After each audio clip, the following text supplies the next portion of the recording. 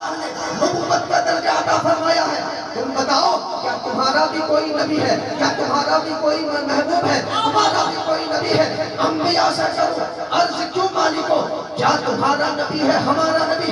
انبیاء جو جواب دیں گے سنو، اعلیٰ حضرت اس شعر کے اندر فرماتے ہیں، انبیاء جواب دیں گے محمد رسول اللہ کی بات کرتے ہو تو سنو، محمد رسول اللہ صرف اپنے امتی کے لیے نبی نہیں بلکہ وہ تو عالم انسان کے بھی نبی ہیں، عالم جن کے بھی نبی ہیں، عالم ملکوت کے نبی ہیں، وہ انبیاء کے نبی ہیں، فرشتوں کے نبی ہیں۔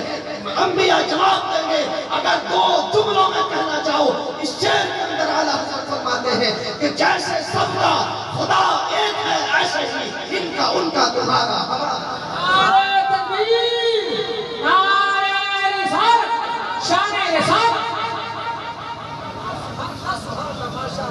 جیسے سب کا خدا ایک ہے ایسے ہی ان کا ان کا تمہارا ہمارا۔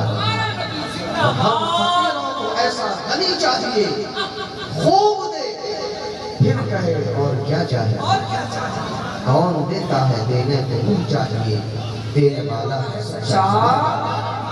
جب ہمارا نبی ایسا ہے پھر اعلیٰ حضرت فرماتے ہیں غمزدوں کو رضا مزدہ دیجے کہ ہے بے کسوں کا سہارا ہمارا نبی۔ خطبے کے بعد میں نے جس آیت مبارکہ کو اپنا موضوع سخن بنایا، رب قدیر کلام مجید میں ارشاد فرماتا ہے وَرَفَعْنَا لَكَ ذِكْرَكَ، اے محبوب ہم نے آپ کے لیے آپ کے ذکر کو بلند فرمایا۔ اللہ نے اپنے محبوب کے اندر وہ ساری خوبیاں رکھی ہیں جو خوبیاں الگ تمام انبیاء کرام کو الگ الگ طور سے عطا کی گئی تھی، وہ ساری خوبیوں کو اللہ نے اپنے محبوب کے اندر جمع کیا۔ حسن یوسف، دم عیسیٰ، ید بیضاداری، آنچے خوبا ہما دارن تنہا۔ اللہ نے ایک انسان سے محبت کرنے کی جتنے وجوہات ہو سکتے ہیں، اللہ نے اس سارے وجوہات اپنے محبوب کے اندر رکھ دیے ہیں۔ انسان کسی سے محبت کرتا ہے اس لیے محبت کرتا ہے کہ اس کا محبوب بڑا سخی ہے۔ کبھی انسان اس لیے کسی سے محبت کرتا ہے کہ اس کا محبوب بہت حسین و جمیل ہے، بہت خوبصورت ہے۔ کبھی انسان اس لیے محبت کرتا ہے کہ اس کا محبوب بڑے علم والا ہے، بڑے جاہ و حشمت والا ہے۔ محبت کرنے کی جتنے وجوہات ہو سکتے ہیں اللہ نے سارے وجوہات کو اپنے محبوب کے اندر جمع فرمایا۔ آؤ میں آپ کو بتاؤں کہ اگر کسی سے محبت اس وجہ سے کی جاتی ہے کہ وہ بڑا سخی ہے، وہ بڑا دیالو ہے، اگر کسی سے محبت اس لیے کی جاتی ہے کہ وہ بڑا کریم ہے، تو پھر آمنہ کے لال کا پہلا نمبر ہوگا۔ مصطفیٰ سے زیادہ محبت کسی سے نہ کی جائے، مصطفیٰ ایسے سخی ہے۔ آؤ میں آپ کو بتاتا ہوں مصطفیٰ کی سخاوت کیا ہے، نبی کی سخاوت کیا ہے۔ اس کے بارے میں اعلیٰ حضرت فرماتے ہیں ہاتھ جسم کو اٹھا غنی کر دیا، موز پہلے سماحت پہ لاکھوں سلام۔ دنیا کا ایک بڑا مشہور سخی گزرا ہے، اتنا بڑا سخی تھا جو ضرب المثل ہے۔ تاریخ کے اندر جب بھی سخاوت کی مثال دی جاتی ہے تو اس کا نام لایا جاتا ہے۔ وہ کون ہے؟ تاریخ کا بڑا سخی جسے دنیا حاتم طائی کے نام سے جانتی ہے۔ بہت بڑا سخی تھا، اتنا بڑا سخی تھا وہ کہ جب بھی دنیا میں سخاوت کی مثال دی جاتی ہے تو حاتم طائی کا نام لیا جاتا ہے۔ بہت بڑا سخی آدمی تھا۔ اس کا پوتا اس کی ملاقات ایک سیدزادے سے ہوئی، ایک آل رسول سے ہوئی۔ اس نے گفتگو کے دوران اپنے دادا کی تعریف کرتے ہوئے اس سیدزادے سے کہا کہ میرا دادا اتنا بڑا سخی تھا، اتنا بڑا سخی تھا کہ میرے دادا کے پاس ایک بہت بڑی حویلی تھی جس کے اندر 10 دروازے تھے، 10 دروازے تھے۔ اور میرا دادا اتنا سخی تھا، اتنا بڑا دیالو تھا کہ ایک فقیر میرے دادا کے پاس ایک دروازے سے آتا، طلب کرتا، میرا دادا اسے عطا کرتا اور وہ فقیر چلا جاتا، اور پھر سیم فقیر اسے وہی فقیر دوسرے دروازے سے آتا، میرا دادا اسے پہچان لیتا تھا، مگر پہچاننے کے باوجود میرا دادا اسے کچھ نہیں کہتا، اسے واپس نہیں کرتا تھا، اسے بھی دوسرے دروازے سے بھی عطا کرتا تھا۔ فقیر پھر دوسرے دروازے سے لے جاتا، پھر تیسرے دروازے سے سیم فقیر آتا، میرا دادا اسے پہچان لیتا، مگر پہچاننے کے باوجود میرا دادا اسے کچھ نہ کہتا، پھر تیسرے دروازے سے بھی اسے عطا کر دیتا۔ اسی طرح وہ فقیر ایک ایک کر کر سارے 10 دروازے سے وہ فقیر آتا تھا، اور میرا دادا اتنا سخی تھا کہ 10 دروازے سے فقیر آتا، وہ اسے پہچان لیتا مگر اسے منع نہ کرتا، 10 دروازے سے وہ عطا کرتا۔ میرا دادا اتنا بڑا سخی تھا، اس سیدزادے نے سنا تو ارشاد فرمایا، اے حاکم کائی کے پوتے، یہ تیرے دادا کی سخاوت تھی کہ اس کے پاس بڑی حویلی تھی جس میں 10 دروازے سے فقیر 10 دروازے سے آتا، تیرا دادا عطا کرتا۔ یہ تیرا دادا تھا، ایک میرا نانا ہے، ایک میرا نانا ہے جس کے پاس بڑی حویلی نہیں ہے، جس کی حویلی میں 10 دروازے نہیں ہے، بلکہ اس کی ایک جھونپڑی ہے، اس میں ایک چھوٹا سا دروازہ ہے۔ وہ تیرا دادا تھا کہ فقیر ایک دروازے سے آتا تھا، تیرا دادا اسے عطا کرتا تھا، فقیر کی ضرورت پوری نہیں ہوتی تھی، اس لیے فقیر پھر دوسرے دروازے سے آتا تھا، پھر تیرا دادا اسے دیتا تھا، مگر فقیر کی ضرورت ابھی باقی ہے، اب وہ تیسرے دروازے سے آتا تھا، پھر تیرا دادا اسے دیتا تھا، فقیر کی ضرورت پوری نہیں ہوتی تھی، فقیر کی ضرورت اب بھی باقی ہے، فقیر چوتھے دروازے سے آتا تھا، تیرا دادا اسے دیتا تھا، مگر فقیر کی ضرورت ابھی پوری نہیں ہوتی، فقیر پھر 5ویں دروازے سے آتا تھا۔ الغرض ایک ایک کر کے فقیر تیرے دادا کے 10 دروازے پہ آ جاتا، تیرا دادا 10 دروازے سے اسے دیتا تھا، تیرے دادا کا دروازہ ختم ہو جاتا تھا، فقیر کی ضرورت ابھی باقی رہتی، تیرے دادا کے دروازے ختم ہو جاتے مگر فقیر کی ضرورت اب بھی باقی رہتی۔ اگر 11واں دروازہ بھی ہوتا، فقیر پھر 11 دروازے پہ آتا، 11واں دروازے سے آتا، مگر میرا نانا تھا جس کے پاس کوئی حویلی نہیں تھی، کوئی بڑا محل نہیں تھا، کوئی 10 دروازے نہیں تھے، ایک جھونپڑی تھی، اس میں ایک دروازہ تھا، اس ایک دروازے سے اگر کسی کو ایک مرتبہ مل گیا ہے تو قیامت تک کے لیے اسے کسی چیز کی ضرورت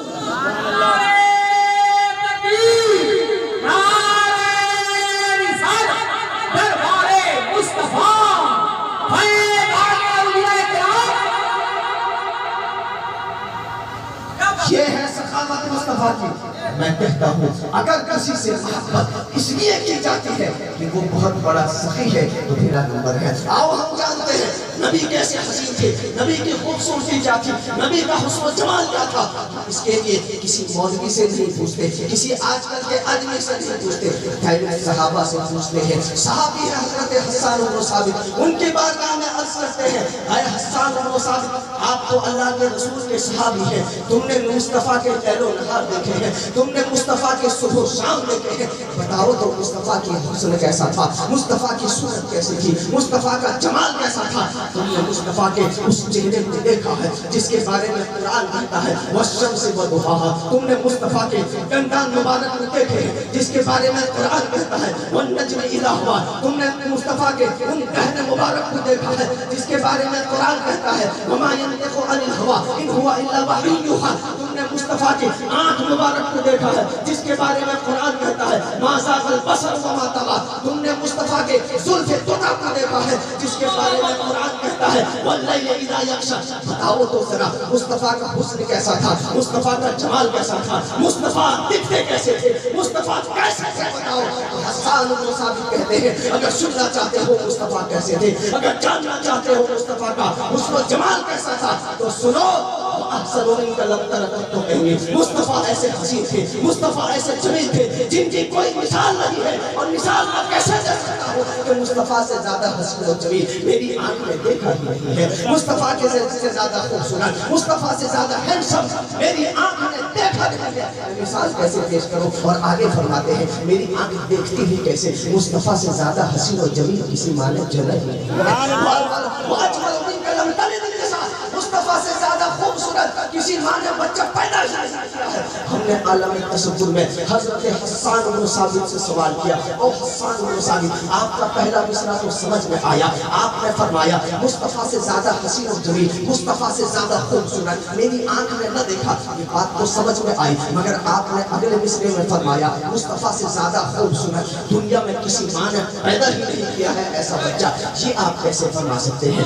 آپ مدینے کے رہنے والے تھے، آپ نے مدینے کے لوگوں کو دیکھا ہوگا، حج کرنے کے لیے مکہ گئے ہوں گے، مکے کے لوگوں کو دیکھا ہوگا، تجارت کے لیے ملک شام گئے ہوں گے، شام کے لوگوں کو دیکھا ہوگا، یمن گئے ہوں گے، یمن کے لوگوں کو دیکھا ہوگا، مگر آپ ہندوستان نہیں آئے، آپ نے ہندوستان کے لوگوں کو نہیں دیکھا، آپ نے ہندوستان کے لوگوں کا حسن و جمال نہیں دیکھا، آپ چائنا نہیں گئے، چائنا کے لوگوں کو آپ نے نہیں دیکھا، آپ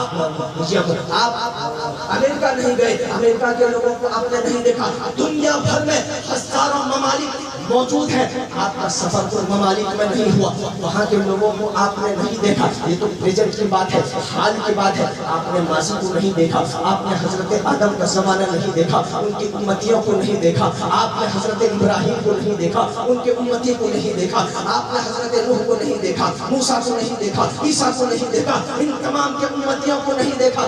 جب آپ نے اتنے لوگوں کو نہیں دیکھا، آپ یہ کیسے دعویٰ کر سکتے ہیں کہ مصطفیٰ سے زیادہ حسین، مصطفیٰ سے زیادہ جمیل، مصطفیٰ سے زیادہ خوبصورت بچہ اس خاکدار بیٹی میں کسی ماں نے جنم نہیں ہے؟ تم ایسے دعویٰ کیسے کر سکتے ہو؟ آپ نے یہ دعویٰ کیسے کر لیا؟ حسان بن ثابت فرماتے ہیں سنو، یہ میں نے اپنی طرف سے نہیں کیا، آپ ان سے پوچھتے ہیں جس نے حضرت آدم کو بھی دیکھا ہے اور ان کا صبر و استقلال دیکھا ہے، جس نے ابراہیم کو دیکھا ہے ان کا عزا و جلال دیکھا ہے، جس نے یوسف کو دیکھا ہے ان کا حسن و جمال دیکھا ہے، جس نے ابراہیم کو دیکھا ہے ان کا صبر و استقلال دیکھا ہے، جس نے حضرت یعقوب کو دیکھا اور ان کا صبر و انتظار دیکھا ہے، وہ کون ہے؟ سدرہ کے مکی، فرشتوں کے سردار جبریل امین۔ جبریل سے پوچھتے ہیں وہ جبریل تم نے تو پوری دنیا کو دیکھا ہے، پوری کائنات کو دیکھا ہے، آسمانوں کی دنیا کا تم نے ملاحظہ کیا ہے، تم نے جنت دیکھے ہیں، جنت کے باغ و بہار دیکھے ہیں، ذرا بتاؤ تو تم نے کائنات میں مصطفیٰ سے زیادہ خوبصورت کسی کو پایا، مصطفیٰ سے زیادہ حسین و جمیل کسی کو دیکھا؟ تو جبریل کہتے ہیں سنو، میں نے پوری کائنات کا مشاہدہ کیا، دنیا کے چپے چپے کو دیکھا، کائنات کے ذرے ذرے کو دیکھا، اور صرف اوپر سے نہیں دیکھا بلکہ الٹ کر دیکھا، پلٹ کر دیکھا، کھنگال کر دیکھا۔ جبریل کہتے ہیں میں نے مشرق و مغرب دیکھے، میں نے شمال و جنوب دیکھے، کلمت مشارق الارض و مغاربها ولم اجد مثل محمد صلی اللہ تعالی علیہ وسلم۔ میں نے پوری کائنات کو الٹ کر دیکھا ہے، پلٹ کر دیکھا ہے، مگر خدا کی قسم میں نے پوری کائنات میں آمنہ سے لال سے زیادہ حسین و جمیل کسی سے۔ نعرے تکبیر، نعرے رسالت، مسلک اعلیٰ حضرت، شان رسالت، جشن میلاد النبی۔ جبریل کے اس قول کی ترجمانی صحابی رسول حسان بن ثابت کرتے ہیں تو پکار اٹھتے ہیں وَأَحْسَنُ مِنْكَ لَمْ تَرَ قَطُّ عَيْنِي وَأَجْمَلُ مِنْكَ لَمْ تَلِدِ النِّسَاءُ خُلِقْتَ مُبَرَّأً مِنْ كُلِّ عَيْبٍ كَأَنَّكَ قَدْ خُلِقْتَ كَمَا تَشَاءُ۔ اور اسی کی ترجمانی بریلی کے امام کرتے ہیں تو پکار اٹھتے ہیں یہی بولے سدرہ والے جب میں نے جہاں کے کھالے سبھی میں نے چھال کھالے تیرے پائے۔ سبحان اللہ۔ میں پوچھتا ہوں اگر کسی سے محبت اس لیے کی جاتی ہے کہ وہ بہت حسین ہے، وہ بہت جمیل ہے، تو پھر بھی تیرے نبی کے اس سب سے زیادہ محبت آمنہ کے لال سے کی جائے، سب سے زیادہ محبت آمنہ کے لال سے کی جائے۔ اللہ نے اپنے محبوب کے اندر وہ تمام چیزیں رکھی ہیں جس بنیاد پر کسی انسان سے محبت کی جاتی ہے۔ میں نے اس آیت مبارکہ کو اپنا موضوع سخن بنایا۔ رب قدیر ارشاد فرماتا ہے وَرَفَعْنَا لَكَ ذِكْرَكَ۔ اگر کسی سے محبت اس لیے کی جاتی ہے کہ وہ بہت بلند مرتبہ ہے، وہ بہت زیادہ جانتا ہے، وہ بہت بڑا عالم ہے، تو پھر آمنہ کے لال سے زیادہ جانکار کون ہو سکتا ہے؟ جس کے بارے میں رب کا قرآن کہتا ہے وَعَلَّمَكَ مَا لَمْ تَكُنْ تَعْلَمْ وَكَانَ فَضْلُ اللَّهِ عَلَيْكَ عَظِيمًا۔ اللہ نے تمہیں وہ سب کو سکھا دیا جو تم نہیں جانتے تھے۔ یہ تو ان کا عقیدہ ہے کہ جس کا نام شیطان کا علم، شیطان اور ملک الموت کا علم قرآن سے ثابت ہے، مگر نبی کے علم میں کوئی دلیل ان کے پاس نہیں ہے۔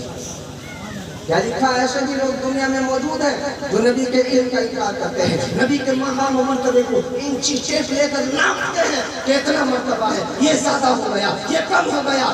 ایسے لوگ بھی دنیا میں موجود ہیں۔ اور اعلیٰ حضرت ان کے حوالے سے کیا فرماتے ہیں جانتے ہیں؟ جو یہ کہتے ہیں انہوں نے لکھا، فتویٰ لکھا کیا کہ شیطان اور ملک الموت کے علم میں قرآن کی آیت موجود، مگر مصطفیٰ کے علم میں قرآن کی کوئی آیت موجود نہیں۔ معاذ اللہ۔ اعلیٰ حضرت فرماتے ہیں گلا نہیں ہے، کیا فرماتے ہیں؟ گلا نہیں ہے رشید مرید شیطان سے۔ کیا فرماتے ہیں؟ گلا نہیں ہے رشید مرید شیطان سے۔ یہ جو فتویٰ لکھا تھا نا رشید احمد گنگوہی، بہت بڑا پیشوا ہے، اس نے یہ فتویٰ لکھا۔ الحمدللہ فقیر کے پاس وہ کتاب بھی موجود ہے جس وقت سے یہ خرافات لکھے ہیں۔ کوئی قرآن کی آیت بدل رہا ہے، نبی کے علم میں کوئی آیت نہیں ہے۔ اعلیٰ حضرت فرماتے ہیں اس کے اس فتوے سے ہمیں کوئی گلا نہیں۔ کیا فرمایا؟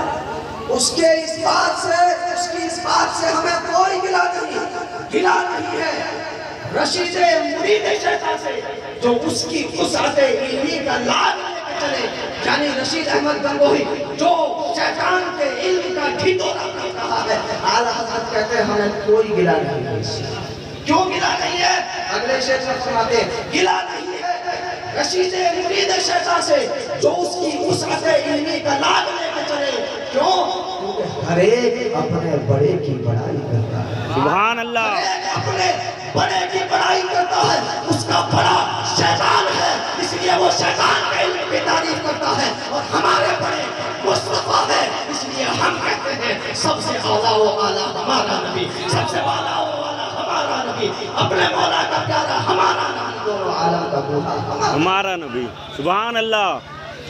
ہر ایک اپنے بڑے کی بڑائی کرتا ہے، ہر ایک اپنے بڑے کی بڑائی کرتا ہے، ہر ایک مغ بچا مغ کا آیات لے کے چلے، مگر اعلیٰ حضرت کیا کہتے ہیں؟ ان کا اور ایک فتویٰ ہے۔ ایک فتویٰ تو یہ لگایا کہ شیطان کا علم قرآن سے ثابت، مصطفیٰ کے علم میں قرآن کی کوئی آیت موجود نہیں۔ اللہ اکبر۔ بتاؤ ایسا زندہ عقیدہ رکھنے والا مسلمان ہو سکتا ہے جسے نبی کا شیطان کا علم تو قرآن میں نظر آئے لیکن نبی کا علم قرآن میں نظر نہ آئے؟ نبی کے علم کے بارے میں قرآن کی ایک بھی آیت موجود نہیں۔ معاذ اللہ۔ اعلیٰ حضرت کہتے ہیں ہمیں گلا ہے، ہر ایک اپنے بڑے کی بڑائی کرتا ہے، اس کا بڑا شیطان ہے، وہ اس کے علم کا جن لوگ آپ کرتا ہے، ہمارے بڑے مصطفیٰ ہیں، اس لیے ہم نبی کے علم کی تعریف کرتے ہیں، ہم نبی کی توصیف تعریف و توصیف کرتے ہیں، ہم نبی کے مقام و مرتبہ کو بیان کرتے ہیں۔ مگر دوسرا فتویٰ، اور ایک فتویٰ دیا انہوں نے۔ کیا فتویٰ دیا؟ کہ معاذ اللہ من ذالک، اللہ جھوٹ بول سکتا ہے۔ اللہ اکبر۔ خدا کو بھی نہیں چھوڑا ہے۔ اور وہ سب فتویٰ میرے پاس بھی موجود ہے، جس کتاب میں لکھا وہ کتاب میرے پاس بھی موجود ہے۔ کیا لکھا؟ کہ خدا جھوٹ بول سکتا ہے۔ اعلیٰ حضرت کہتے ہیں تو نے شیطان کی تعریف کی تھی، نبی کی تعریف نہیں کی، وہ تیرا بڑا تھا، تو اس کی اتباع میں اس کی تعریف کیا۔ ہم رب کے بات مانتے ہوئے، اس کا حکم مانتے ہوئے نبی کی تعریف کی، مگر اعلیٰ حضرت کیا کہتے ہیں؟ مگر خدا پہ جو دھبا دروغ کا تھوپا، مگر خدا پہ جو دھبا دروغ کا تھوپا، یہ کس رعیت کی غلامی کا داد نہیں بچا۔ اعلیٰ حضرت کہتے ہیں تو نے جو یہ کہا ہے کہ خدا جھوٹ بول سکتا ہے، ارے مربوط ایسا عقیدہ تو شیطان کا بھی ہے۔ بے شک۔ شیطان نے بھی یہ نہیں کہا تھا کہ خدا جھوٹ بول سکتا ہے۔ اعلیٰ حضرت کہتے ہیں تو نے نبی کی توہین کی، تو ہم یہ کہہ سکتے ہیں کہ تو شیطان کی اتباع میں نبی کی توہین کیا، مگر خدا پہ جو تو نے دروغ کا تھپا لگایا، جھوٹ کا الزام جو تو نے خدا پہ لگایا ہے، اعلیٰ حضرت فرماتے ہیں کس غریب کی غلامی ہے۔ لہد میں عشق رکھے شہر داغ لے کے چلے، اندھیری رات سنی تھی چراغ لے کے چلے۔ اگر کسی سے محبت اس لیے کی جاتی ہے کہ بہت جاہ و حسمت والا ہے، وہ بہت علم والا ہے، تو پھر میرا نبی سب سے بے شک بے شک۔ سبحان اللہ۔ اللہ نے اپنے محبوب کے اندر وہ ساری چیزیں رکھی ہیں جتنی چیزیں محبت کرنے کے لیے ہو سکتی ہیں ساری چیزیں حضرت ابو سعید خدری رضی اللہ تعالیٰ راوی ہے اس روایت کے، وہ کہتے ہیں ایک مرتبہ حضرت سیدنا جبریل علیہ السلام بارگاہ رسالت میں حاضر ہوئے، عرض گزار ہوئے، یا رسول اللہ، اللہ نے قرآن مجید میں ارشاد فرمایا وَرَفَعْنَا لَكَ ذِكْرَكَ، اے محبوب ہم نے آپ کے ذکر کو آپ کے لیے بلند فرمایا۔ یا رسول اللہ، اللہ نے آپ کے ذکر کو بلند فرمایا ہے تو کیسا بلند فرمایا ہے؟ کیا آپ جانتے ہیں اللہ نے آپ کے ذکر کو کتنا بلند فرمایا ہے، کیسا بلند فرمایا ہے؟ میرے آقا نے ارشاد فرمایا واللہ تعالی عالم، اللہ بہتر جانتا ہے اس نے میرے ذکر کو کتنا بلند فرمایا۔ بے شک سبحان اللہ۔ جب میرے آقا نے ارشاد فرمایا تو جبریل بول اٹھے یا رسول اللہ، اللہ نے آپ کے ذکر کو اتنا بلند فرمایا ہے، ایسا بلند فرمایا ہے کہ خود فرماتا ہے اذا ذکر کو ذکر فرمائی، اے محبوب جہاں جہاں میرا ذکر ہوگا وہاں وہاں بے شک سبحان اللہ سبحان اللہ۔ جہاں جہاں خدا کا ذکر ہوگا وہاں وہاں مصطفیٰ کا ذکر ہوگا تو پھر قرآن کریم کا فیصلہ ہے سبح للہ ما فی السماوات و ما فی الارض، زمین و آسمان کی ہر شے ذکر خدا کر رہی ہے اور خدا فرماتا ہے جہاں میرا ذکر ہوگا وہاں مصطفیٰ کا ذکر ہوگا، تو ماننا پڑے گا زمین و آسمان کی ہر چیز ذکر مصطفیٰ، زندہ باد لاجواب، زمین و آسمان کی ہر چیز ذکر مصطفیٰ کر رہی ہے۔ تبھی تو اعلیٰ حضرت فرماتے ہیں عرش پہ تازہ چھیڑ چھاڑ، فرش پہ طرفہ دھوم دھام، کان جدھر لگائیے تیری ہی داستان۔ سبحان اللہ سبحان اللہ۔ محبت اور عشق کی بات ہو اعلیٰ حضرت کا نام نہ آئے، اعلیٰ حضرت کا نام نہ آئے پھر مزہ نہیں آتا۔ آخری بات کے طور پر ایک واقعہ آپ حضرات کے سامنے رکھ کر میں اپنے بات کو شروع کروں۔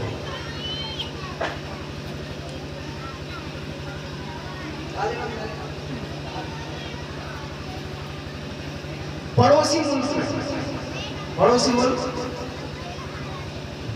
سمجھ رہے؟ وہاں پر ایک علاقہ ہے جس کا نام ہے ہاپو۔ کیا؟ ہاپو،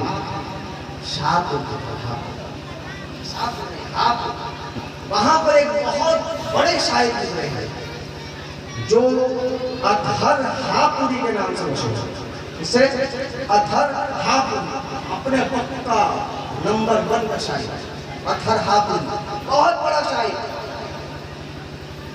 ایک مرتبہ یہ اعلیٰ حضرت کے زمانے میں ایک مرتبہ یہ زیارت حرمین شریفین کے لیے مکہ شریف مدینہ شریف تشریف لے گئے، اور جو لوگ حج کرنے گئے ہیں حاجی صاحب آپ نے دیکھا ہوگا روضہ رسول، اللہ سے توفیق عطا فرمائے، علی کا روضہ بٹھائے۔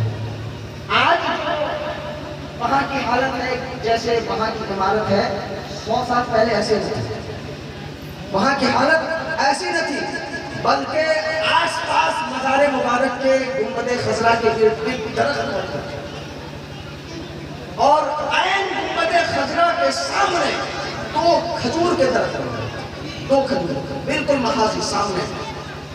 اچھا بلا تفصیل میں عرض کروں، آپ نے دیکھا ہوگا بڑے بڑے گھروں میں جو گھر کے سامنے گارڈن بناتے ہیں، باغ بناتے ہیں، وہ بھی اپنے گھر کے سامنے کبھی کبھی 2 درخت ایسے ایک دوسرے کے مخازی پہ لگاتے ہیں تاکہ دیکھنے میں خوبصورت ہو۔ یہ بڑا آدمی ہے جو اپنا گھر خود سجاتا ہے، وہ بارگاہ مصطفیٰ ہے جسے خدا سجاتا ہے۔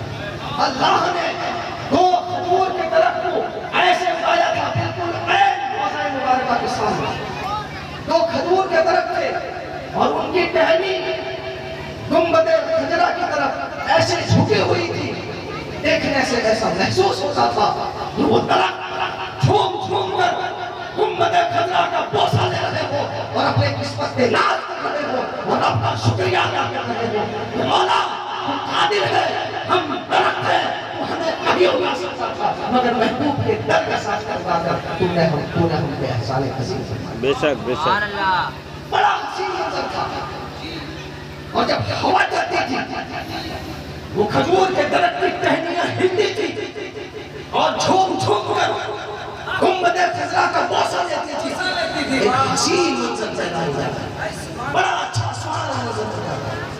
آپ بڑا شاعر تھا، مشہور شاعر. لوگوں نے جب سنا کہ شاعر حافظی اطہر حافظی یہاں موجود ہے، وہ لوگ ان کے پاس آئے تھے. اطہر حافظی دیکھو گنبد خضرا ہے، سامنے کھجور کے درخت اور درخت کی ٹہنیاں گنبد خضرا پہ جھوم رہی ہیں، بوسہ لے رہی ہیں. یہ کیا ہی سبحانہ منظر ہے. اس منظر پہ کچھ شعر ہے. شاعروں کی عادت ہوتی ہے کوئی حسین منظر دیکھے اس منظر کو اپنے شعر کے اندر اتارنے کی کوشش کرتے ہیں. حافظی نے منظر دیکھا، بڑا اچھا منظر تھا، بڑا سبحانہ منظر تھا. فوراً اس کے فکر کے پرندے نے پرواز کیا، برجستہ اس نے ایک شعر کہہ دیا. اس منظر کو منظر کشی کرتے ہوئے حافظی نے کہا کب ہے درخت. اس نے تصور میں ایک منظر کشی کی. اس نے کیا کہا؟ کب ہے درخت گنبد شہ بالا کے سامنے. کیا کہا؟ اس نے کہا کب ہے درخت گنبد شہ بالا کے سامنے مجنوں کھڑے ہیں خیمہ لیلا کے سامنے. کیا کہا؟ مجنوں کھڑے ہیں. اس نے کہا یہ جو درخت ایسے جھکے ہوئے گنبد خضرا کی طرف کھڑے ہیں، گویا کہ آقا کا جو روضہ ہے وہ لیلا خیمہ لیلا ہے، لیلا کا خیمہ ہے. اور جو سامنے درخت سر جھکائے کھڑے ہیں، گویا کہ مجنوں لیلا خیمہ لیلا کے سامنے اپنے سر کو جھکائے اس محبت میں کھڑے چھوڑ رہے. اس نے فکر میں ندرت تھی، برجستگی تھی. لوگوں نے سنا، واہ کرنے لگے. کیا فکر ہے، کیا تصور کشی کی ہے. فکر میں ندرت ہے، برجستگی ہے، کیا اچھا منظر کشی کیا ہے. وہ داد بٹورا اطہر حافظی نے انہیں خبر ملی امام عشق و محبت سرکار سیدی اعلیٰ حضرت مدینہ شریف تشریف لائے ہوئے ہیں. انہوں نے سوچا اعلیٰ حضرت بھی اس میدان کے امام ہیں، اور وہ ایسے امام کہ کسی نے کہا کہ ملک سخن کی شاہی تم کو رضا مسلم جس سے آ گئے ہو سکے کے ساتھ یہ ہے. اطہر حافظی نے سوچا کیوں نہ بارگاہ امام اہل سنت میں پہنچ کر یہ شعر پیش کیا جائے اور داد بٹورا جائے. اس امید پر اطہر حافظی اپنے اس شعر کو لے کر بارگاہ اعلیٰ حضرت میں پہنچ گئے اور عرض گزار ہوئے حضور میں نے مدینہ شریف کے سامنے گنبد خضرا کے سامنے جو دو کھجور کے درخت ہیں اس کی منظر کشی کرتے ہوئے کہ اعلیٰ حضرت کے بارگاہ میں اس شعر کو پیش کر کے داد بٹورا جائے. اس امید سے وہ اعلیٰ حضرت کے بارگاہ میں اور عرض کی حضور میں نے گنبد خضرا کے سامنے جو دو کھجور کے درخت ہیں اس کی منظر کشی شعر کے اندر کی ہے. انہوں نے سنایا کہ کب ہے درخت گنبد شہ بالا کے سامنے مجنوں کھڑے ہیں خیمہ لیلا کے سامنے. یہ سنانے کے بعد نہیں ایک امید تھی اعلیٰ حضرت کے لبھائے مبارک کو اب جنبش ہوگی اور داد و تحسین سے نوازیں گے. مگر اعلیٰ حضرت کے چہرے میں ناراضگی کے آثار نظر آنے لگے. اعلیٰ حضرت کا چہرہ جلال سے سرخ ہو گیا. اعلیٰ حضرت نے ارشاد فرمایا تمہاری جرأت کیسے ہوئی میرے محبوب کے روضے کو خیمہ لیلا سے تعبیر کرنے کی، خیمہ لیلا سے تشبیہ دینے کی. حافظی نے سنا اعلیٰ حضرت کا یہ جلال دیکھا، ان کے پیر تلے سے زمین نیچے گئی. انہیں تو امید داد و تحسین کی تھی. آپ نے کہا حضور اصلاح فرما دیجیے. اعلیٰ حضرت نے ارشاد فرمایا سنو مومنو اعلیٰ حضرت کا عشق کیسا تھا اور عظمت مصطفیٰ اعلیٰ حضرت اس طرح بیان کرتا. اعلیٰ حضرت فرماتے ہیں تمہارا پہلا مصرع درست کب ہے درخت گنبد شہ بالا کے سامنے، مگر دوسرا مصرع یوں کہو کہ کب ہے درخت گنبد شہ بالا کے سامنے قدسی کھڑے ہیں عرش معلا. سبحان اللہ بے شک. قدسی کھڑے ہیں عرش معلا کے سامنے. گویا کہ میرا محبوب کا روضہ عرش معلا ہے اور سامنے حاملان عرش کی طرح وہ درخت. سبحان اللہ بے شک. یہ ہے عظمت مصطفیٰ، یہ ہے عظمت عشق. تو اگر کسی سے محبت اس لیے کی جائے کہ بہت عظمت و شان کا حامل ہے تو پھر سب سے زیادہ محبت آمنہ کے لال سے کی جائے. اللہ تبارک و تعالی ہمیں اپنے محبوب کی سچی محبت عطا فرمائے. آمین آمین. استغفر اللہ لي ولكم ولسائر المؤمنين والمؤمنات انه هو الغفور الرحيم. السلام علیکم. وعلیکم السلام ورحمۃ اللہ.